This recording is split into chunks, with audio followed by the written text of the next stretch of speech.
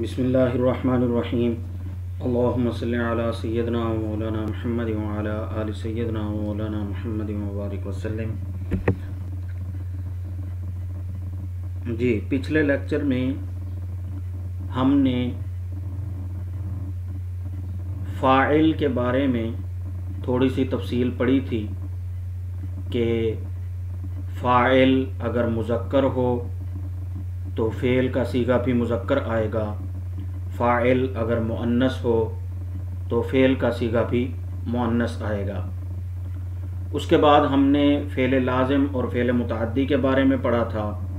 جب فعل متعدی کے بارے میں پڑھا تھا تو اس میں نے آپ کو بتایا تھا کہ فعل متعدی کے لیے مفعول ضروری ہوتا ہے۔ آخر میں ہم نے قاعدہ پڑھا تھا کہ فاعل ہمیشہ فعل کے بعد میں ہوگا بشرطے کہ جب وہ اس میں ظاہر ہو، فاعل فعل سے پہلے نہیں آ سکتا۔ اگر فاعل فعل سے پہلے ہوگا تو وہ جملہ اسمیہ ہوگا، کیونکہ فاعل ہمیشہ اسم ہوتا ہے، فعل کبھی فاعل نہیں بن سکتا، تو وہ جملہ اسمیہ بن جائے گا، جملہ فعلیہ نہیں رہے گا۔ تو جملہ فعلیہ کے لیے ضروری ہے کہ فاعل ہمیشہ فعل کے بعد ہو۔ البتہ مفعول اور فاعل کے اندر جگہ کا رد و بدل ہوتا رہتا ہے، کبھی فاعل پہلے آ جاتا ہے، مفعول بعد میں ہوتا ہے، جیسے ذهب التلمیذ الی المدرسہ یا اکل الرجل التفاح۔ اسی طرح بعض دفعہ ایسے ہوتا ہے کہ مفعول فاعل پر مقدم ہو جاتا ہے، مفعول پہلے آ جاتا ہے، فاعل بعد میں ہوتا ہے۔ یہ مختلف مقاصد کے لیے اس طرح کیا جاتا ہے۔ یہ قاعدہ میں نے آپ کو بیان کر دیا تھا کہ فاعل کو مؤخر بھی کیا جا سکتا ہے، فاعل کو مقدم بھی کیا جا سکتا ہے۔ اور دوسری بات، فاعل کا اعراب بھی آپ کو بتا دیا تھا کہ جب فاعل اس میں ظاہر ہو یعنی واضح اسم ہو تو اس کا اعراب اس کے اوپر زبر ہوگی یا دو زبر ہوگی، لیکن اگر وہ جار مجرور کی صورت میں ہو تو ظاہراً اس کے اوپر کوئی اعراب نہیں ہوگا۔ اسی طرح اگر پورا جملہ مفعول بن رہا ہو تو اس کے اوپر کوئی اعراب ظاہراً موجود نہیں ہوگا۔ اب اسی فاعل اور مفعول کی ترتیب کو ہم کتاب میں دیکھتے ہیں۔ کتاب میں انہوں نے جیسے اگزامپلز دی ہیں کہ جملہ فعلیہ میں عام طور پر فعل کے بعد فاعل اور پھر مفعول آتا ہے۔ جیسے میں نے آپ کو بتا دیا کہ عمومی قاعدہ یہی ہے کہ فاعل پہلے ہوتا ہے، مفعول بعد میں ہوتا ہے۔ یہ عمومی قاعدہ ہے کہ عام طور پر ہوتا یہی ہے۔ البتہ سوال و جواب کا تقاضا ہو یا کسی خاص اسم پر زور دینا مقصود ہو، یعنی مختلف مقاصد، انہوں نے دو کا تذکرہ کیا کہ سوال و جواب کا تقاضا ہے یا کسی خاص اسم پر زور دینا مقصود ہے۔ اس کے علاوہ متعدد مقاصد لکھے گئے ہیں کہ جن کی وجہ سے مفعول کو مقدم کیا جاتا ہے، تو فاعل اور مفعول کو آگے پیچھے بھی کیا جا سکتا ہے۔ یعنی جب کوئی خاص مقصد حاصل کرنا ہو، معنی کے اندر کسی خاص مقصد کی ضرورت ہو، تو پھر وہاں پر مفعول کو فاعل سے مقدم بھی کیا جا سکتا ہے، فاعل کو مؤخر بھی کیا جا سکتا ہے، بشرطے کہ فاعل فعل کے بعد ہی ہوگا، فاعل فعل کے بعد ہی ہوگا۔ اب ذرا ہم اس کی تھوڑی سی اگزامپلز دیکھتے ہیں۔ یہاں پر آپ دیکھیں تو آپ کو آپ کی کتاب کے اندر اس کی اور مثالیں ملیں گی۔ اس طرح کی اور مثالیں دیکھیں کہ جن میں مفعول پہلے اور فاعل بعد میں ہے۔ اب یہاں پر دیکھیں آپ، سأل الاستاذ التلمیذ، آپ کو زبر اور پیش سے پتہ چلے گا کہ کون مفعول ہے اور کون فاعل ہے۔ تو یہاں پر چونکہ پیش ہے اور کل فاعل مرفوع، فاعل کے اوپر ہمیشہ پیش آتی ہے یعنی ضمہ آتی ہے، فاعل مرفوع ہوتا ہے اور مفعول منصوب ہوتا ہے، اس کے اوپر زبر ہوتی ہے۔ تو یہاں پر دیکھیں سأل استاذ التلمیذ، اب اصل میں تھا سأل التلمیذ الاستاذ، شاگرد نے استاد سے سوال پوچھا، شاگرد نے استاد سے سوال پوچھا۔ اب یہاں پر دیکھیں انہوں نے مفعول کو مقدم کر دیا، سأل الاستاد، استاد نے پوچھا، التلمیذ شاگرد سے، استاد نے سوال کیا شاگرد سے۔ اصل معنی سأل التلمیذ الاستاد کہ تلمیذ سے استاد نے پوچھا، استاد نے تلمیذ سے پوچھا۔ تو اسی طرح یہاں پر انہوں نے مفعول کو مقدم کر کے دکھایا ہے۔ اسی طرح اگلی مثال دیکھیں، ترک العمل الخادم، خادم نے کام چھوڑ دیا، نوکر نے کام چھوڑ دیا، ملازم نے کام چھوڑ دیا۔ اب دیکھیں ترک الخادم العمل، خادم نے کام چھوڑ دیا، معنی ایک ہی ہے۔ اسی طرح عرف الرجل، عرف الرجل الحارس، عرف الرجل الحارس۔ اب دیکھیں یہاں پر الرجل یہ مفعول ہے، رجل یہ مفعول ہے جس کے اوپر زبر ہے، الحارس یہ یہاں پر آپ دیکھیں اس کے اوپر پیش ہے، تو یہاں پر یہ تقدیم و تاخیر دکھائی گئی ہے، تقدیم و تاخیر، یہاں پر مفعول کو مقدم کیا گیا ہے اور فاعل کو مؤخر کیا گیا ہے، فاعل بعد میں آ رہا ہے اور مفعول پہلے آ رہا ہے۔ اب آپ دیکھیں میں نے آپ کو بتا دیا کہ فاعل بہرحال فعل کے بعد ہی ہوگا۔ اب یہاں پر آپ غور کریں تو پہلا صیغہ بہرحال فعل کا ہی ہے، یہاں پر آپ غور کریں تو آپ کو اندازہ ہو جائے گا کہ دیکھیں سألا فعل بہرحال پہلے ہے، ترکا فعل بہرحال پہلے ہے، عرفا فعل بہرحال پہلے ہے۔ دخل المنزل الطالب، طالب علم گھر میں داخل ہوا، یہاں پر دیکھیں داخلہ فعل پہلے ہے۔ اخذ قلم الاستاذ الطالب، یہ مضاف اور مضاف الیہ مل کر یہ مرکب اضافی ہے، جو کہ مرکب اضافی یہ مفعول بن رہا ہے، مرکب اضافی یہ مفعول بن رہا ہے، چونکہ مرکب اضافی میں آپ کو بتا چکا ہوں کہ دو اسموں کا ہی مرکب ہوتا ہے، فعل کبھی بھی مرکب اضافی میں شامل نہیں ہو سکتا، مرکب ہمیشہ دو اسموں کا ہی ہوتا ہے۔ تو چونکہ اسم ہے لہٰذا اسم کی وجہ سے یہاں پر ظاہراً مضاف کے اوپر اعراب بھی آیا ہوا ہے جو کہ زبر ہے، ٹھیک ہے۔ اخذ قلم الاستاذ الطالب، طالب علم نے استاد کا قلم لیا یا اٹھایا یا پکڑا۔ منح القلم الاستاذ، منح القلم الاستاذ، اب یہاں پر بھی دیکھیں القلم جو ہے یہ مقدم ہے، الاستاذ یہ مؤخر ہے۔ اب جو دوسری انہوں نے بات کی کہ دیکھیں کسی خاص مقصد یا سوال و جواب، اب یہ انہوں نے بات کی کہ سوال و جواب کا تقاضا ہو یا کسی خاص اسم پر زور دینا ہو، تو اب دو انہوں نے چیزیں بیان کی ہیں کہ سوال و جواب کا تقاضا یا کسی خاص اسم پر زور دینا۔ تو پہلے تو انہوں نے مطلقاً بغیر کسی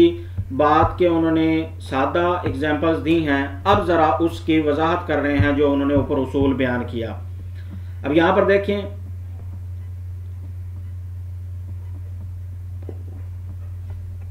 جی، اچھا یہ جو بات ہے آگے والی جو بات ہے اس کی تفصیل میں آپ کو بتا دیتا ہوں۔ میں نے پہلے بھی آپ کو بتایا کہ فاعل اور فعل کے اندر مطابقت ہوگی، اگر فاعل مذکر ہے تو فعل بھی مذکر ہے، اگر فاعل مؤنث ہے تو فعل بھی مؤنث ہے۔ یہ تو ہو گیا تذکیر اور تانیث کے اعتبار سے، مذکر اور مؤنث ہونے کے اعتبار سے۔ اب آ جاتے ہیں دوسری طرف کہ مفرد تثنیہ اور جمع کے اعتبار سے کیا ہوگا، آیا مفرد تثنیہ اور جمع کے اعتبار سے بھی مطابقت ہوگی یا نہیں ہوگی؟ تو پہلی بات میں نے آپ کو بتا دیا کہ فعل ہمیشہ مفرد ہی ہوتا ہے، فعل کبھی بھی تثنیہ اور جمع نہیں ہوتا، کام ایک ہی ہوتا ہے، دو یا تین نہیں ہوتا، فعل ہمیشہ مفرد ہی رہتا ہے، فعل کبھی بھی تثنیہ اور جمع نہیں ہوتا۔ تو لہٰذا فاعل بدلتا ہے، فاعل دو ہو سکتے ہیں، فاعل تین ہو سکتے ہیں، فاعل زیادہ ہو سکتے ہیں، لیکن فعل ہمیشہ مفرد ہی رہے گا۔ اب آگے والے اگزامپلز میں آپ دیکھیں گے کہ اکل الولد، اکل الولد لڑکے نے کھایا، اسی طرح اب ولد کی جمع اولاد ہے، اکل الاولاد، اب دیکھیں فاعل جو ہے اولاد یہ جمع ہے لیکن فعل پھر بھی مفرد ہی ہے، فعل پھر بھی مفرد ہی ہے۔ اسی طرح دوسری مثال ضاحک الرجل، آدمی ہنسا، ضاحک الرجال، کئی سارے آدمی ہنسے، یعنی فاعل اگر جمع بھی ہو جائے تب بھی فعل جو ہے وہ مفرد ہی آئے گا، کیونکہ فعل کبھی بھی جمع نہیں ہوتا یا تثنیہ نہیں ہوتا۔ لعب الطفل، بچہ کھیلا، لعبت اطفال، بچے کھیلے، ذهبت فاطمہ، فاطمہ گئی، اکلت البنات، لڑکیوں نے کھایا، قعدت مریم، مریم بیٹھی، دخلت التلمیذات، تلمیذات شاگردیں، شاگردات داخل ہوئیں، جرت البنت، لڑکی دوڑی، قدمت الطالبات، طالبات آئیں۔ اب یہاں پر آپ دیکھیں کہ جہاں کہیں بھی فاعل آیا ہے مذکر وہاں صیغہ مفعول، صیغہ فعل کا بھی مذکر ہے، جہاں فاعل مؤنث ہے وہاں صیغہ فعل بھی مؤنث ہے، جیسے مریم مؤنث ہے، فاطمہ تو مؤنث ہے، ان کے ساتھ صیغہ مؤنث کا آیا، تو یہ تذکیر و تانیث کے اعتبار سے مطابقت ہے۔ دوسری طرف آپ دیکھیں تو یہاں پر مذکر مفرد ہے تب بھی صیغہ فعل کا صیغہ مفرد کا ہی ہے، اگر جمع آ گیا تلمیذات، بنات، طالبات، مؤنث جمع کے صیغے ہیں لیکن پھر بھی فاعل جو ہے وہ مؤنث ہی ہے، فاعل جو ہے وہ مفرد ہی ہے، فعل جو ہے وہ مفرد ہی ہے، فعل ہمیشہ مفرد کا ہی صیغہ ہوگا۔ ہاں تذکیر و تانیث کے اعتبار سے مطابقت ہے، یعنی اگر فعل مذکر ہے تو فاعل بھی مذکر ہے، اگر فاعل مذکر ہے فعل مذکر ہے، اگر فاعل مؤنث ہے تو فعل مؤنث ہے۔ تذکیر و تانیث کی تو مطابقت ہے لیکن مفرد تثنیہ اور جمع ہونے میں فعل ہمیشہ مفرد ہی رہے گا، فاعل چاہے مفرد ہو چاہے تثنیہ ہو یا جمع ہو۔ اب یہاں پر آپ ایک چیز آپ غور کریں، میں نے جب آپ کو جمع کی بحث پڑھائی تھی تو وہاں پر میں نے آپ کو بتا دیا تھا کہ جب جمع مکسر ہو، جب جمع مکسر ہو تو اس کے ساتھ مؤنث کا صیغہ بھی استعمال ہو سکتا ہے، مذکر کا صیغہ بھی استعمال ہو سکتا ہے۔ اب اولاد یہ جمع مکسر ہے، اس کے ساتھ مؤنث کا صیغہ یعنی اکلت الاولاد یہ بھی استعمال ہو سکتا ہے۔ الرجال یہ آپ دیکھیں یہ جمع مکسر ہے تو یہاں پر بھی ضاحکت الرجال بھی استعمال ہو سکتا ہے، یعنی جہاں پر جمع مکسر ہو اس کے ساتھ مفرد مؤنث کا صیغہ بھی استعمال ہو سکتا ہے، لیکن ہوگا مفرد، یہ بات ذہن میں رکھیں گے کہ ہوگا مفرد، چاہے فاعل جمع بھی ہے فعل پھر بھی مفرد کا ہی صیغہ ہوگا۔ آگے انہوں نے چند مزید جملے دیے ہیں، نظر الاولاد الی الصبورہ، اولاد نے الی الصورہ تصویر کی طرف دیکھا، بچوں نے تصویر کی طرف دیکھا، قادمت التلاميذ من المدرسہ، شاگرد مدرسے سے واپس آئے، ذهب الضيوف الى الحدیقہ، مہمان وہ باغیچے کے اندر گئے، باغ کے اندر باغ کی طرف گئے، خرجت النساء من المنزل، عورتیں گھر سے باہر نکلیں، قادمت التلمیذات الى المدرسہ، شاگردات مدرسہ سے واپس آئیں، خرجت البنات الى السوق، لڑکیاں بازار کی طرف نکلیں۔ تو غرض یہ کہ جب بھی فاعل مفرد ہوگا تب بھی فعل مفرد ہی آئے گا، اگر فاعل جمع بھی ہو جائے فعل بہرحال پھر بھی مفرد ہی ہوگا، کیونکہ فعل کبھی بھی تثنیہ اور جمع نہیں ہوتا۔ البتہ باوجود کہ مؤنث اور مذکر کے اعتبار سے مطابقت ہوگی لیکن مفرد اور تثنیہ ہونے میں کوئی مطابقت نہیں ہے، فعل بہرحال مفرد ہی رہے گا۔ اب یہی اصول انہوں نے بیان کر دیا کہ مندرجہ بالا جملوں کو بغور دیکھنے سے واضح ہو جاتا ہے کہ جملہ فعلیہ میں فاعل واحد ہو یا جمع ہو فعل واحد کے صیغے میں ہی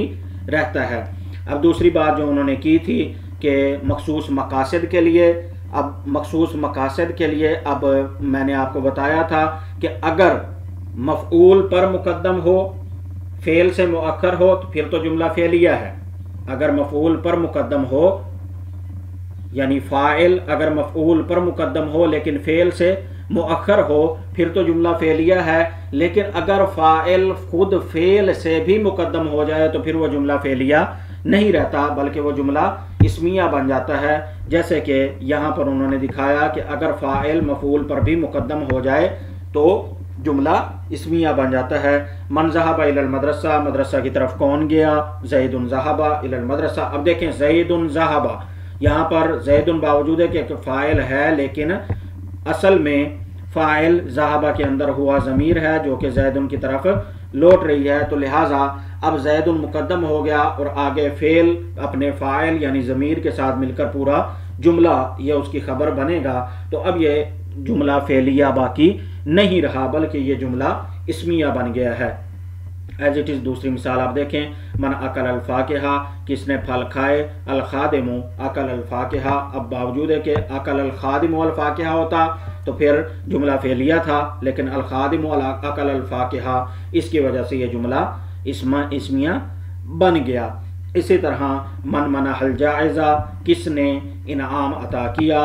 المدیر منح الجائزہ، ڈائریکٹر نے انعام عطا کیا، یہاں پر بھی فاعل مقدم ہے تو یہ جملہ اسمیہ بن گیا، جملہ فعلیہ باقی نہیں رہا۔ من سأل الاستاذ، کس نے استاد سے پوچھا، البنت سألت الاستاذ، یہاں پر دیکھیں البنت ہے تو ایسی صورت کے اندر پھر مطابقت ضروری ہے مذکر اور مؤنث کے اندر، چونکہ ضمیر لوٹنی ہے تو سألت ہی آئے گا، سألہ نہیں آ سکتا، کیوں؟ کیونکہ مذکر فاعل مذکر ہے تو فعل بھی مذکر ہوگا، فاعل مؤنث ہے تو فعل بھی مؤنث ہوگا۔ من صرخا، کون چیخا، المریضۃ صرخت، مریضہ چیخی۔ من ذہب، کون گیا، الرجل الطویل ذہب۔ اب یہاں پر دیکھیں الرجل الطویل، یہ پورا موصوف صفت مل کر، یہ الرجل الطویل یہ موصوف صفت ہے، جیسا کہ میں نے آپ کو بتا دیا کہ جیسے مفعول جو ہے وہ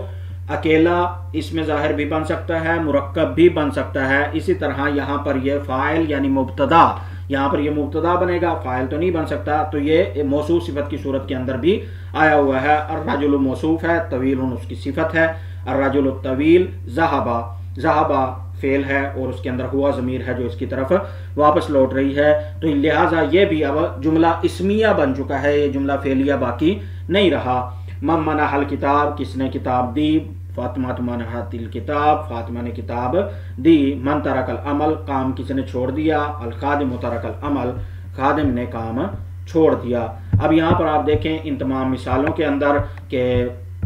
جہاں فاعل کو فعل سے بھی مقدم کر دیا ہے تو اب چونکہ فاعل مقدم ہو گیا، اس مقدم ہونے کی وجہ سے یہاں پر پھر یہ جملہ باقی فعلیہ باقی نہیں رہا بلکہ اب یہ جملہ اسمیہ باقی رہ گیا ہے، کیونکہ یہاں پر اسم پہلے آ گیا ہے، فعل بعد میں چلا گیا ہے۔ اب اسی اصول کو انہوں نے بیان کر دیا کہ ان سوالوں کے جواب میں فاعل پر زور دینا اور اس کی طرف خصوصی توجہ دلانا مقصود تھا، اس لیے اسے جملے کے شروع میں لایا گیا، مگر یاد رکھیے کہ اس طرح یہ جملہ فعلیہ باقی نہیں رہا بلکہ جملہ اسمیہ بن گیا، کیونکہ عربی زبان میں جملہ فعلیہ فعل سے اور جملہ اسمیہ اسم سے شروع ہوتا ہے، تو جب یہ اسم سے شروع ہوا تو پھر یہ جملہ فعلیہ باقی نہیں رہا۔ آپ نے جملہ اسمیہ اور جملہ فعلیہ کے اندر میں نے تفصیل سے بتا دیا کہ جملہ اسمیہ کا پہلا جز اسم ہوتا ہے، جملہ فعلیہ کا پہلا جز فعل ہوتا ہے۔ اب اس پورے سبق کا خلاصہ، اس پورے سبق کے اندر آپ نے جو کچھ پڑھا ہے، ان 2-3 لیکچرز کا خلاصہ آپ کے سامنے کہ آپ نے ان لیکچرز کے اندر کیا کچھ سیکھا ہے۔ پہلی بات، فاعل کی تذکیر و تانیث، فاعل اور فعل کی تذکیر و تانیث کا قاعدہ آپ نے سیکھا کہ اگر فاعل مذکر ہوگا تو فعل بھی مذکر ہوگا، اگر فاعل مؤنث ہوگا تو فعل بھی مؤنث ہوگا، تذکیر و تانیث کا قاعدہ آپ نے سیکھا۔ اسی طرح اگر فاعل واحد یا جمع ہو تو فعل ہمیشہ صیغہ واحد ہی آتا ہے، کیونکہ فعل جمع یا تثنیہ نہیں ہوتا، یہ بھی آپ سیکھ چکے ہیں۔ اسی طرح تیسری چیز اعراب، اعراب کے اندر آپ کو میں نے بتا دیا کہ فاعل ہمیشہ مرفوع ہوگا، اس کے اوپر پیش ہوگی، چاہے ایک ہو یا دو ہوں، تنوین کی صورت میں ہو یا ایک پیش ہو۔ مفعول ہمیشہ منصوب ہوگا، چاہے اس کے اوپر ایک زبر ہو یا 2 زبر ہوں۔ میں نے آپ کو یہ بھی بتا دیا کہ اگر اس میں ظاہر ہوگا تب، اگر مفرد اسم ہوگا، اس میں ظاہر ہوگا تب اس صورت کے اندر یہ اعراب ظاہری ہوگا، وگرنہ یہ ضروری نہیں کہ ہر جگہ پر ہی زبر آئے۔ میں نے آپ کو بتا دیا کہ اگر ضمیر ہو یا اسی طرح مفرد کوئی تثنیہ کا صیغہ یا جمع کا صیغہ ہو تو وہاں پر لفظی طور پر ظاہری طور پر زبر آنا یہ ضروری نہیں ہے، وہاں محل کے اعتبار سے وہ منصوب ہوگا۔ اور پھر منصوبیت کی الگ الگ قسمیں ہیں جو کہ 16 اقسام بیان کی گئی ہیں۔ تو یہ بات آپ ذہن میں رکھیں کہ اگر اس میں ظاہر فاعل بنے تو اس پر پیش ہوگی، اگر اس میں ظاہر یہ مفعول بنے تو اس پر زبر ہوگی، چاہے وہ ایک زبر ہو یا دو زبر ہوں۔ حرکات کی تبدیلی کے بغیر مفعول فاعل سے پہلے آ سکتا ہے، آپ کو بتا دیا مختلف مقاصد کے لیے کہ کسی بات پر زور دینے کے لیے یا کسی بات کو ذہن نشین کرنے کے لیے مفعول کو فاعل پر مقدم کیا جا سکتا ہے، لیکن فاعل کو فعل پر مقدم نہیں کیا جا سکتا۔ اگلی بات، کلام میں تسلسل کے لیے تائے ساکنہ کو ملاتے وقت زیر دی جاتی ہے، جیسے اکلت البنت، میں نے آپ کو بتا دیا کہ الساکن اذا حرک بالکسر، جب بھی کسی ساکن کو متحرک کیا جاتا ہے تو اس کو ہمیشہ زیر کی حرکت دی جاتی ہے، زیر کی حرکت کے ساتھ اس کو ما بعد کے ساتھ ملایا جاتا ہے۔ تو یہ ساری کی ساری باتیں آپ کے سامنے تفصیل سے بیان ہو چکی ہیں، تو امید ہے کہ آپ کو یہ ساری باتیں سمجھ آ گئی ہوں گی۔ اب ذرا تھوڑا سا اس حوالے سے جائزہ لے لیں کہ اگر ایگزامز کا یہی اسکیجول باقی رہتا ہے، اگر ملٹیپل چوائس کے اعتبار سے ایگزام ہوتے ہیں تو پھر اس کے اندر کیا ہوگا، اس کے اندر آپ کو ہر چیز کی تعریف یاد ہونی چاہیے، ہر چیز کی تعریف آپ کو یاد ہونی چاہیے، آپ کو پتہ ہونا چاہیے کہ آپ خود سے پہچان کر سکیں کہ اگر آپ کے سامنے کوئی مرکب دے دیا جائے تو آپ کو پتہ ہو آیا یہ جملہ تام ہے، جملہ کامل ہے، یا کلام مفید ہے یا کلام غیر مفید ہے، جملہ ناقص ہے، آیا پھر یہ جملہ اسمیہ ہے یا فعلیہ ہے، یہ جملہ انشائیہ ہے یا خبریہ ہے، یہ مرکب اضافی ہے یا مرکب توصیفی ہے۔ آپ کو یہ پہچان ہوگی تو آپ اس کے اندر سے ایک نمبر کو پوائنٹ آؤٹ کر سکیں گے کہ آپ کو پتہ چل جائے گا کہ آیا یہ مرکب اضافی ہے یا یہ مرکب توصیفی ہے۔ مثال کے طور پر اگر آپ کے پاس آ جائے غلام زید اور نیچے 4 آپشن دیے ہوں کہ ایک جملہ اسمیہ، ایک جملہ انشائیہ، ایک مرکب اضافی اور ایک مرکب توصیفی، تو آپ اس کو دیکھیں گے کہ غلام زید مجرور ہے تو یہ یہاں پر مرکب اضافی بن رہا ہے، تو اس طرح آپ اس کی پہچان کر سکیں گے۔ باقی مزید آپ ان تمام تعریفوں کو یاد کرنے کی کوشش کریں، اس سے آپ کو مزید زیادہ آسانی ہوگی۔ اللہ تعالیٰ آپ کے علم میں اضافہ فرمائے۔ سبحانک اللہم و بحمدک، اشہد ان لا الہ الا انت، استغفرک و اتوب الیک۔